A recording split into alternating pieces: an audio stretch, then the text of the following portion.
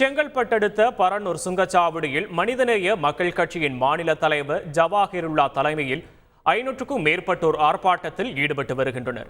சுங்கச்சாவடி பூத் கண்ணாடிகளை உடைத்ததால் பரபரப்பு ஏற்பட்டுள்ளது. இது தொடர்பான விவரங்களை செய்தியாளர் நவீன் வழங்க கேட்போம். நவீன், வணக்கம். கள நிலவரம் என்னவா இருக்கு நவீன்? விவரங்களை பதிவு பண்ணலாம். வணக்கம். அதாவது தமிழகத்தில் உள்ள சுங்கச்சாவடிகளை கண்டித்து சுங்கச்சாவடியில் வசூலிக்கப்படும் கட்டணத்தை நிறுத்த கோரி மனிதநேய மக்கள் கட்சி சார்பில் தமிழகம் முழுவதும் போராட்டம் நடைபெற்று வருகிறது. இதன் ஒரு பகுதியாக செங்கல்பட்டு அடுத்த பரனூர் சுங்கச்சாவடியில மனிதநேய மக்கள் கட்சியின் மாநில தலைவர் ஜவாஹிருல்லா தலைமையில கண்டன ஆர்ப்பாட்டம் நடைபெற்று வருகிறது. இந்த ஆர்ப்பாட்டத்தில் சுமார் 500க்கும் மேற்பட்ட இந்த மனிதநேய மக்கள் கட்சி நிர்வாகிகள் கலந்து கொண்டிருக்கின்றனர். இந்த ஆர்ப்பாட்டத்தின் போது சென்னை திருச்சி தேசிய நெடுஞ்சாலையில் அமர்ந்து அவர்கள் திடீரென சாலை மறியல் போராட்டத்தில் ஈடுபட முயன்றனர். அப்போது காவல்துறை அவர்களை தடுத்து நிறுத்தினர். அப்போது இரு தரப்பிற்கும் இடையே கடுமையான வாக்குவாதம் ஏற்பட்டு தள்ளுமுள்ளு ஏற்பட்டது.